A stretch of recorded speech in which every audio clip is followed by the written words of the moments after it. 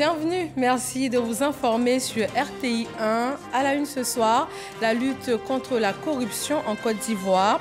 Le pays innove et met en place le système de prévention et de détection des actes de corruption et infractions assimilées. Ce système nouveau a été présenté officiellement aujourd'hui lors de la célébration de la Journée africaine de la lutte contre la corruption. Sécurité alimentaire, un programme de soutien à 322 coopératives féminines ivoiriennes voit le jour grâce à un financement de la Banque africaine de développement et de ses partenaires ONU Femmes et la Société financière internationale pour un montant de 1,8 milliard de francs CFA. Le projet de loi sur la ratification de la Convention de l'Union africaine sur la coopération transfrontalière a été adopté. Il va permettre à la Côte d'Ivoire de bénéficier de fonds pour une meilleure gestion de ses frontières.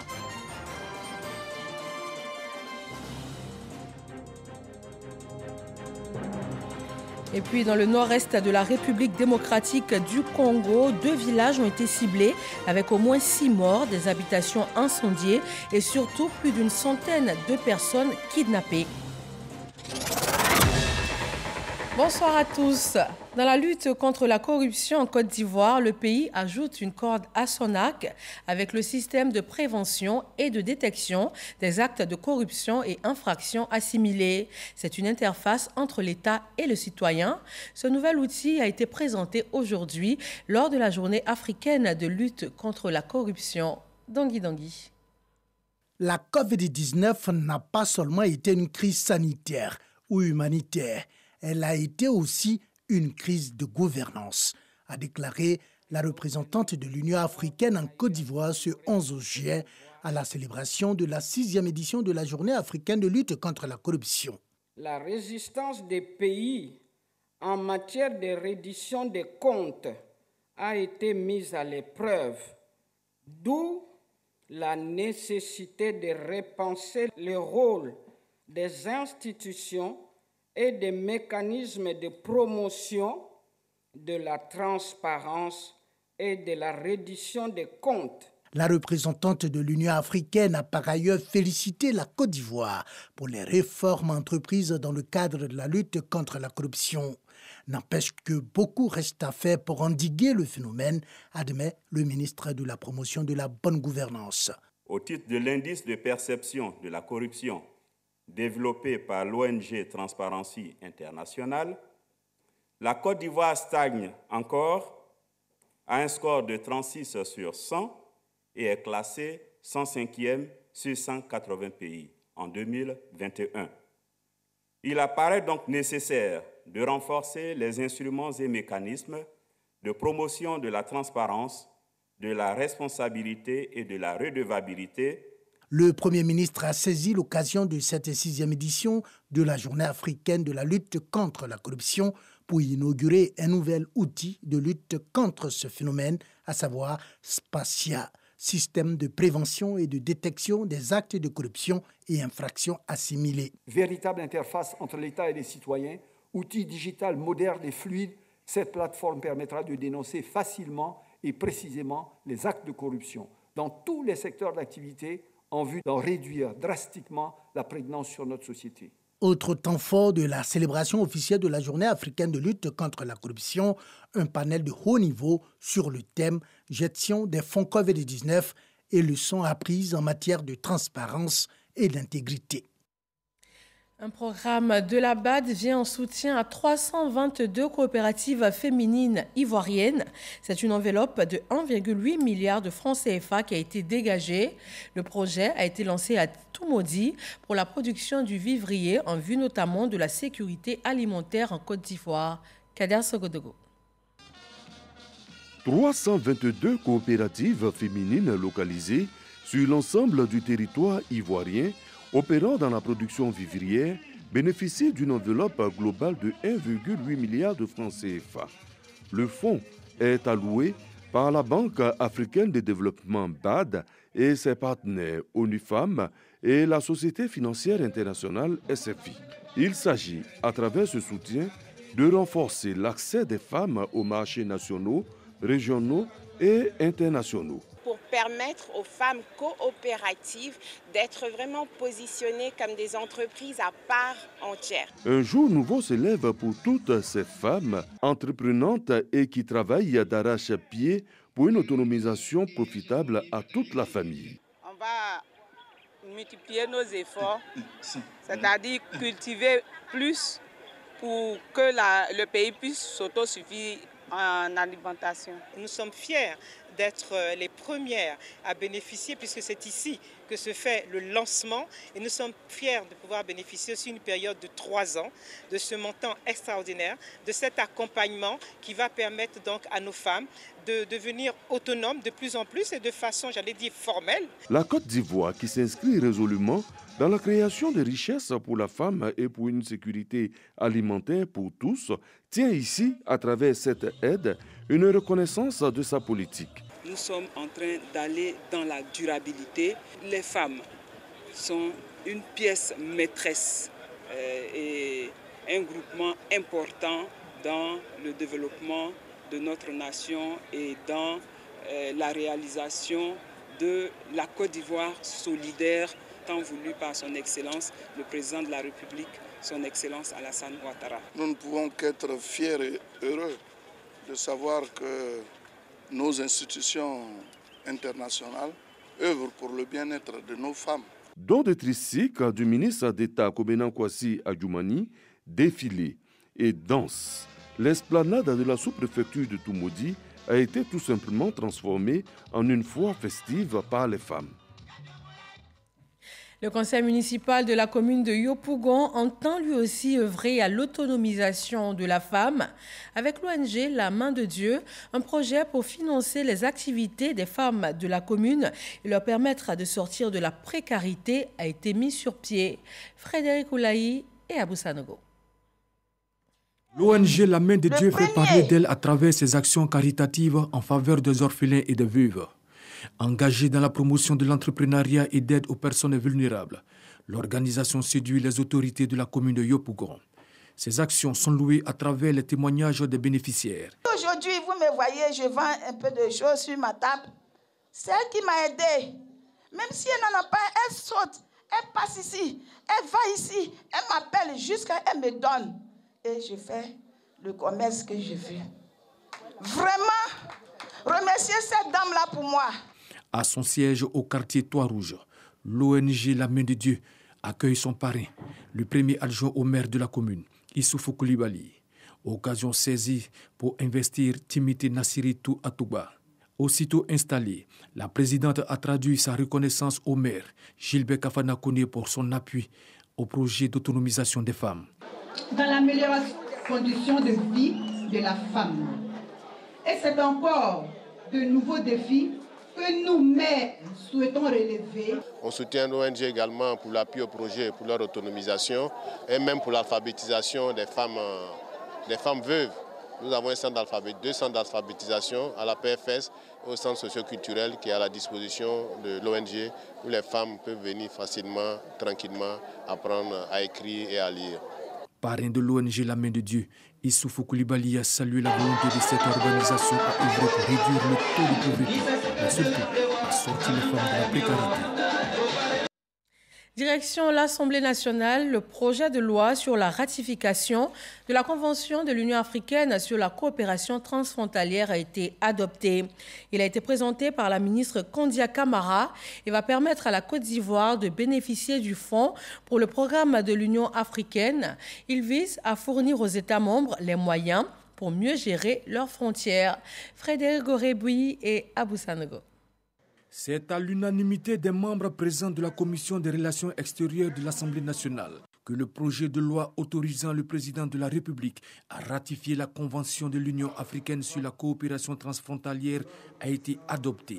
Ce texte est l'aboutissement d'un long processus qui a permis aux États africains de disposer d'un cadre référentiel pour la coopération transfrontalière et de renforcer la paix et la sécurité entre eux. Selon Kondia Camara, ministre d'État, ministre des Affaires étrangères, de l'intégration africaine et de la diaspora, qui présentait le projet de loi devant les députés. Face aux enjeux sécuritaires de ces dernières années, les États africains ont pris conscience de l'importance de trouver des voies et moyens pour garantir la paix, la sécurité, la stabilité dans les espaces frontaliers et d'en faire des leviers de l'intégration sous-régionale. La ratification de cette convention va permettre à la Côte d'Ivoire d'adopter une stratégie efficace et durable pour garantir la sécurité et intensifier les échanges socio-économiques avec les pays voisins. C'est un instrument juridique aujourd'hui qui est mis à la disposition des États pour favoriser la coopération, pour aussi agir dans le cadre de la sécurité, parce qu'à travers cela, nous allons échanger les informations en termes de sécurité.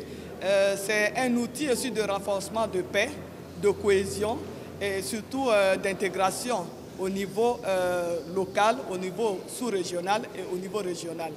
À ce jour, la Convention de l'Union africaine sur la coopération transfrontalière a été signée par 17 pays africains, dont 10 de la CEDEAO. Elle a été ratifiée par 5 d'entre eux, à savoir le Burkina Faso, le Bénin, le Mali, le Niger et le Togo. Les syndicats de fonctionnaires et agents de l'État ont pu exprimer ce matin leurs préoccupations face à la ministre de la fonction publique et à 3 autres ministres. Anne-Désirée Ouloto ouvre ainsi un cadre de concertation dans le cadre du dialogue social. Les différentes interventions ont porté sur les problèmes de gouvernance et les difficultés liées à leurs différentes corporations. Le ministre-gouverneur du Denguélé multiplie les rencontres en vue de développer son district.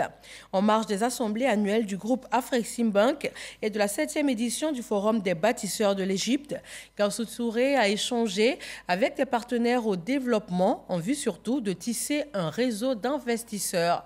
Lancine Bakayoko. En marge des conférences et réunions de la 7e édition du Forum des bâtisseurs de l'Égypte, le ministre-gouverneur Gaussou Touré a accordé plusieurs audiences à des chefs d'entreprise africains. Un réseau de nouveaux partenaires prêts à apporter toute son expertise et moyens au développement du district autonome d'Odiné. Hassan Alan est l'un des plus anciens consortiums d'entrepreneurs en Égypte. Nous avons commencé en 1956 et nous évoluons bien sûr à cause de tous les projets que nous avons réalisés et accomplis sur le territoire égyptien à travers les 60 dernières années.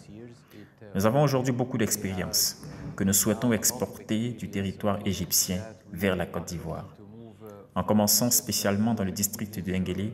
L'un des axes les plus importants du plan stratégique de développement du district reste l'agriculture. Vu les atouts dont dispose ce district, à savoir des milliers d'hectares de plaines et de bas-fonds, Gaussou Touré veut s'inspirer du modèle égyptien. Nous avons, au cours des échanges, travailler aussi sur la production de riz au niveau du district du Denguélé, de même que sur la plateforme logistique qui sera un port avancé du port de San Pedro à réaliser au niveau du district du Denguélé pour le stockage des marchandises. La présence de M. le ministre-gouverneur ici est à saluer, que ça fasse école pour que les gens viennent ici, parce qu'il y a beaucoup à apprendre ici. Il y a la bonification des terres arides, un pays dit désertique qui produit tout. Et donc, je voudrais saluer cette initiative. Gaussou Touré a terminé son séjour en terre égyptienne par une visite de parcelles rizicoles aux outils de production entièrement mécanisés. L'agenda 2030 des Nations Unies dans les communes ivoiriennes a été présenté au siège de l'UVICOSI, l'Union des villes et communes de Côte d'Ivoire. Il s'agit de permettre une meilleure appropriation des objectifs de développement durable par les communes ivoiriennes. Les membres de gouvernement, l'Institut de formation politique Amadou Gon Coulibaly et la population du Poro s'est réunis pour honorer la mémoire de celui qui avait été choisi pour représenter le RHDP à la présidentielle. Ami Sissoko nous fait un point de cette cérémonie hommage à Amadou Gon Coulibaly. Je ne sais pas s'il y a quelqu'un qui incarne mieux la fidélité et la loyauté que Amadou Gon Coulibaly. 8 juillet 2020. 8 juillet 2022. 2 ans déjà que le Premier ministre Amadou Gon Coulibaly AGC a été rappelé à Dieu. C'est ce jour anniversaire de son décès qui a été choisi par l'Institut de formation politique qui porte son nom pour lui rendre hommage à Korogo. En collaboration avec la caravane de dédicace de son œuvre, Amadou Gon Coulibaly, le cœur et l'esprit.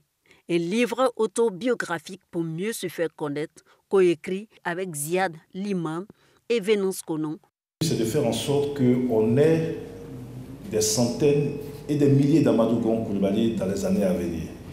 Parce qu'Amadou Gon Coulibaly est le prolongement naturel du président Alassane Ouattara. On ne peut pas dissocier le premier ministre Amadou Gon Coulibaly d'Alassane Ouattara. Dans ce livre, il y a certes l'espoir, il y a l'espérance, la vision qu'il avait pour la Côte d'Ivoire, mais il y a beaucoup de douleurs. Or, ces douleurs, je les ai vécues avec lui. La douleur d'avoir été incompris pendant longtemps. Membres du gouvernement, famille politique, RHDP, proches et population étaient là pour témoigner de ce qu'était l'homme. Être accessible à tous, être modeste et par-dessus tout aimer. Il avait un profond amour de ses frères. Il faut reconnaître qu'il y a certains hommes avec grand H qui sont difficiles à remplacer. Et Amadou fait partie de ces hommes-là. Amadou Gon, l'enveloppe corporelle, s'en est allé, mais que l'esprit Amadou Gon, qui est au-delà donc de cette enveloppe corporelle et qui est immortel, qui traverse le temps, qui traverse les générations, que cet esprit-là demeure. Et à partir de maintenant, c'est avec cet esprit que nous fonctionnons pour faire en sorte que l'immortalité d'Amadou Gon soit une réalité. Pour immortaliser l'ex-premier ministre Amadou Gon Coulibaly, toutes les nouvelles infrastructures sportives de la ville de Korogo porteront son nom. En plus de ce livre qui raconte AGC, un catalogue photo retraçant sa vie est disponible. À chaque étape de la caravane de dédicace de son œuvre, ces photos sont exposées. On va s'intéresser maintenant à la lutte contre le paludisme. Les responsables des régions et des districts sanitaires de Côte d'Ivoire ont dressé un bilan semestriel de la lutte contre la maladie. Comment rendre l'action communautaire plus efficace? Des réponses dans ce sujet proposées par Franck Quadio. En 3 vagues, les 33 régions sanitaires ont présenté le bilan des activités de lutte contre le paludisme du premier semestre de l'année 2022. Cette année, de façon particulière, en train de faire le bilan de l'année 2021. Et on fait le point du premier trimestre de l'année 2022. Quand on dit assainir son milieu, on n'a pas besoin de plusieurs moyens coûteux. Vous prenez votre daba, vous prenez votre machette, vous prenez vos balais et vous faites de telle sorte que tout autour de soi soit propre. Cette réunion a permis de faire ressortir les faiblesses liées à la mise en œuvre de cette activité, la lutte contre le paludisme.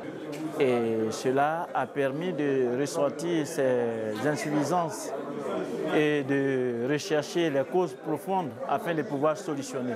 Pour faire de l'élimination du paludisme une réalité, il faut influencer le comportement des populations face à la maladie. C'est pourquoi les autorités sanitaires veulent intensifier les études socio-anthropologiques pour mieux stratifier la communication et l'action communautaire. Vous avez organisé la recherche sur la résistance du vecteur. Vous avez organisé la recherche sur la résistance du parasite. Qu'est-ce que vous avez fait pour le comportement humain? Parce que si on ne mène pas une étude sociale, une étude sur le comportement humain, comment voulez-vous que les spécialistes de la communication soient efficaces? Entre 2017 et 2020, la mortalité liée au paludisme a chuté de 50% et la courbe continue de baisser avec 1276 cas en 2021 contre 1316 en 2020. Direction Ferké, une intoxication alimentaire a fait une vingtaine de victimes. Elles avaient toutes consommé le même gâteau. Elles sont internées dans les centres de santé de Korogo, Ferké et Kong. Elles ont reçu la visite du ministre de la Communication et de l'Économie numérique, Ami Sissoko. Une vingtaine de personnes victimes d'intoxication alimentaire à Ferké suite à une collation le samedi 9 juillet. 7 sont prises en charge au centre hospitalier régional de Korogo, les autres dans les hôpitaux généraux de Ferké et Kong. L'une des victimes raconte. On avait une cérémonie de récompense au niveau de Ferké. On a été faire des achats pour faire la collation et c'est suite à cela qu'il y a eu plusieurs personnes qui ont commencé à souffrir de diarrhée, on peut dire ça, accompagné de douleurs et aussi de vomissements. Et ceux qui n'ont pas eu de malaise, ce sont ceux qui n'ont pas pu consommer la nourriture. Sinon, tous les autres, il y a quatre enfants qui sont hospitalisés au niveau de l'hôpital général de Féké. Aucun décès n'a été enregistré selon les agents de santé. Ils sont arrivés dans un contexte de vomissement et diarrhée. Cela est dû à une consommation d'un gâteau qui a été acheté dans une boulangerie de la place. La situation est stable, ils sont hors de danger. Informé, le ministre de la Communication et de l'économie numérique, Amadou Coulibaly, s'est rendu au centre hospitalier régional de Korogo pour s'enquérir de l'état des malades et de leur prise en charge effective. Dès que j'ai appris qu'il y avait intoxication, j'ai pensé tout de suite à la fête, mais en fait, ce n'était pas lié à la fête. Mais il est important en tant que cadre de la ville d'apporter autant que l'on peut la compassion, l'accompagnement, exprimer la solidarité gouvernementale auprès donc des populations telles que le souhaite donc le président de la République. J'informerai bien sûr ma collègue de la solidarité afin que de façon formelle la solidarité du gouvernement puisse s'exprimer auprès donc de ces patients-là. Selon les autorités sanitaires du Poro et du Tchologo, les investigations sont en cours pour identifier les germes responsables de cette intoxication. La fête de la Tabaski a été célébrée le samedi 9 juillet dernier. Et pour ces moments de partage et de solidarité, le député de Ouangolodougou et l'ONG AIDS de la Turquie ont offert 33 bœufs dans les localités de Ouangolodougou et Kawara. Kader Sogodogo. 33 bœufs, une enveloppe de 500 000 francs CFA. À Ouangolodougou et Kawara, tous les musulmans, sans exception, ont pu célébrer l'Aïd el-Kébir dans l'allégresse. Ces musulmans sans grands moyens bénéficient de la générosité agissante du député Traoré Drissa, qui est appuyé par l'ONG Aide de la Turquie. Chaque année, nous choisissons 3 villes, voire 2 villes, 4 villes. Ça dépend de nos bergers. Donc cette année, nous avons décidé de choisir Ouangolodougou pour donner du suri aux populations. Vous savez, le premier souci d'un élu, c'est le bien-être de sa population. Donc c'est un homme heureux qui est en train de dire merci à cette ONG qui est ONG Aide. Mais nous leur disons de trouver à travers ce mot merci l'expression de notre profonde gratitude. Ces dons ont été répartis dans la commune et la sous-préfecture de Ouangolodougou. La sous-préfecture de Kawara n'a pas été omise. Une action saluée par les bénéficiaires. On a reçu un peu de viande pour la fête.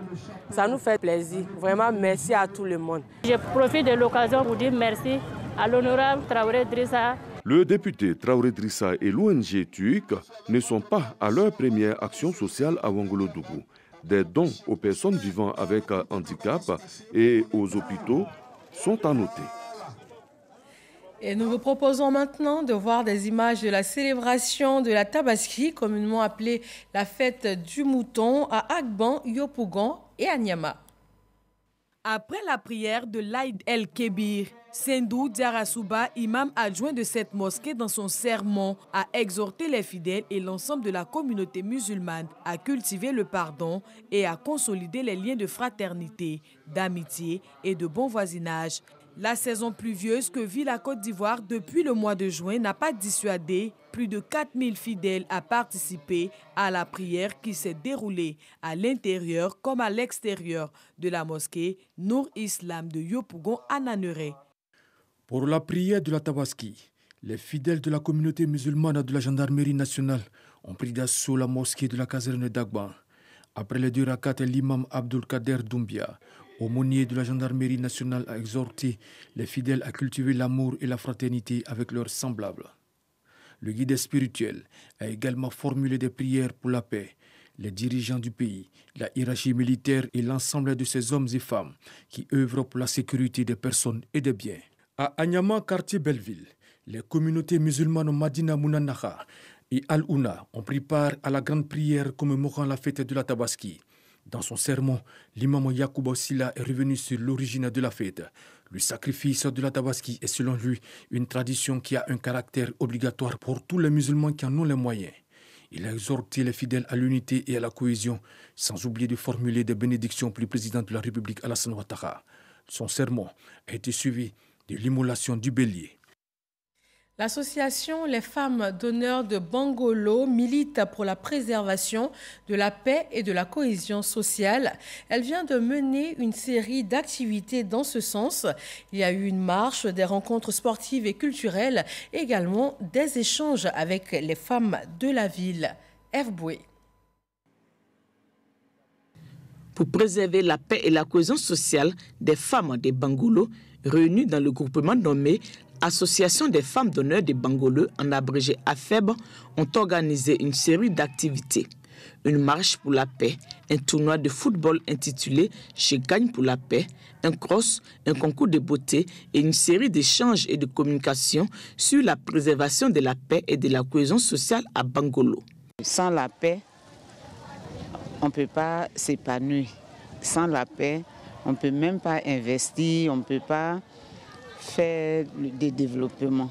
L'initiative qui se déroule dans une zone souvent en proie à des perturbations de la cohésion sociale est saluée et encouragée. On leur a demandé de garder cette ambiance fraternelle entre différentes communautés pour que, à Bangolo, on ne parle plus de violence, qu'on parle plutôt de paix et de paix.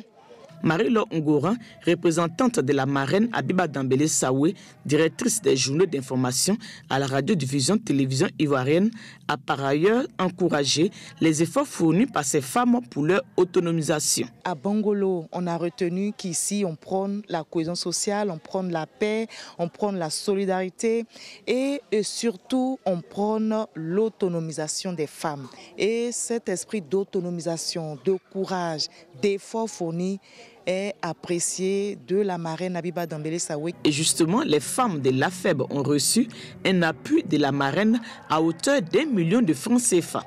Cette association compte près de 200 membres. L'agenda 2030 des Nations Unies dans les communes ivoiriennes a été présenté à l'Union des villes et communes de Côte d'Ivoire, UVICOSI. Patricia Omouetia. Ce projet vise à renforcer le rôle des collectivités locales dans l'appropriation, la planification, la mise en œuvre et le suivi des ODD. Le projet permet de développer, valider et diffuser une approche participative capable de servir et de transcrire les enjeux locaux en vue de faire progresser le programme 2030 dans son ensemble. L'un des éléments clés pour l'accélération de la mise en œuvre de ces ODD, c'est donc les plans locaux de développement. Et nous savons que c'est les communes, à travers l'UVICOSI, qui sont au plus près des populations. Et donc, dans le cadre de ce processus, nous avons conduit une étude à travers l'UVICOSI pour qu'on puisse faire un peu le point de la mise en œuvre des ODD au niveau local.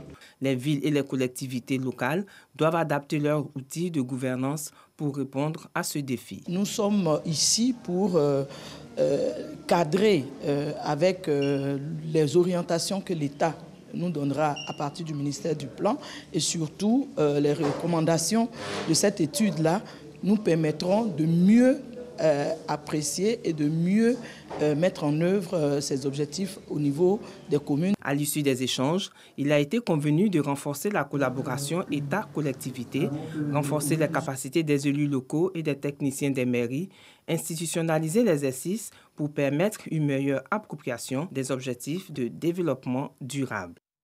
L'actualité au Sénégal, c'est la campagne électorale pour les élections législatives du 30 juillet qui s'est ouverte hier dimanche. Cette campagne va permettre aux candidats des 47 listes d'aller au contact des électeurs jusqu'au 28 juillet. Ces législatives vont aussi permettre de renouveler l'Assemblée nationale dont le nombre de sièges va passer de 150 à 165. Et puis dans le nord-est de la République démocratique du Congo, de nouvelles attaques meurtrières dans au moins 2 villages. 6 morts, des habitations incendiées et surtout plus d'une centaine de personnes kidnappées. Ces personnes servent notamment à porter les biens pillés. Les plus jeunes sont enrôlés comme enfants soldats ou encore exploités comme esclaves sexuels. Et voilà, c'est tout pour ce 20h. Merci de nous avoir suivis, mais surtout restez sur RTI 1. Tout de suite, l'émission spéciale sur la cherté de la vie. 2 journalistes face au Premier ministre chef du gouvernement, Patrick Hachi, pour décrypter cette question essentielle d'actualité. Bonsoir à tous.